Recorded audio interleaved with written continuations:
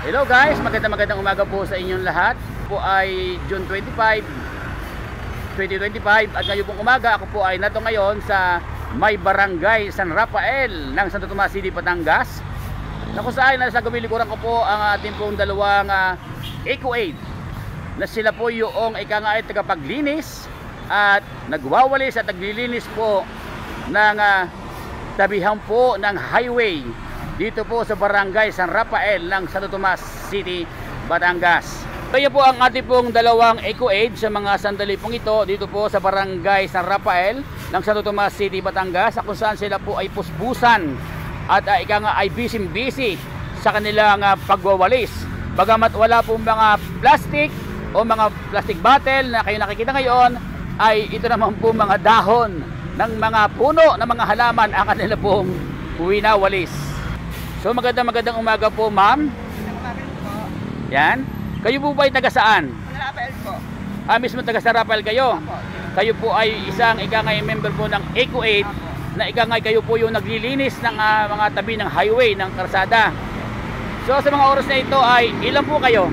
Bali, apat po kami magkakasama. Sa kabilaan po, tagdalawa po kami. Apat po sila magkakasama dito po sa barangay San Rafael. Ngayon po dadalo po sila dahil sila po ay kabilaan at ang dalawa po ay naroon po sa kabila. Ilang taon na po kayong ay naging isang Eco Aid? Bali, ako po ay mahigit isang taon na po. Tapos ito po kasama ay magkatatlong taon na po. Kayo po ay magti 3 years na. At kayo po ay mag-iisang Tapos na po kami isang taon. lampas na isang taon.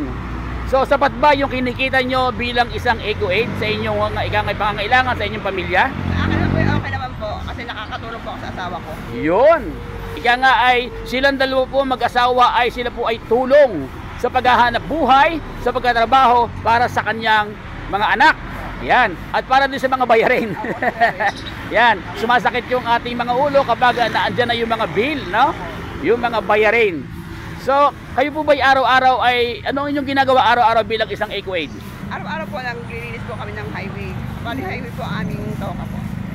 So yun po, kinakailangan sila po ay araw-araw ay maglinis po ng lansangan na ito, ng highway na ito para araw-araw nakikita po ang kalinisan dito sa ating lungsod ng Santo Tomas. Ano masasabi po ninyo sa mga taong mahilig magtapon ng kanyang mga basura? Yung po sa mga mahilig po magtapon ng basura, pakiayos naman po ng inyong mga basura, itapon niyo po sa tamang basurahan po at hindi po magkalat. Lalo na po pag nagtag-ulan na po, nagbabaha po sa mga kanal.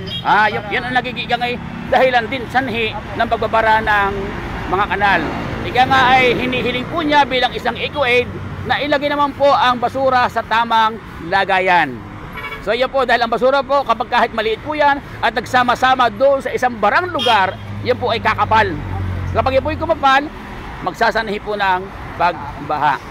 So ano po masasabi po ninyo sa inyo mga nanonood sa atin? Sana po, sa mga nanonood po, ayos na lang po ng ating mga basura para po sa kalinisan po ng ating mga barangay po. Saka, yun na po, mga pag-iingat po lagi tayo.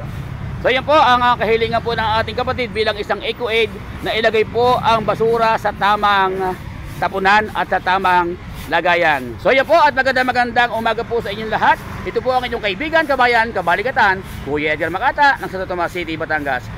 Please follow, like and share my vlog. Thank you for watching.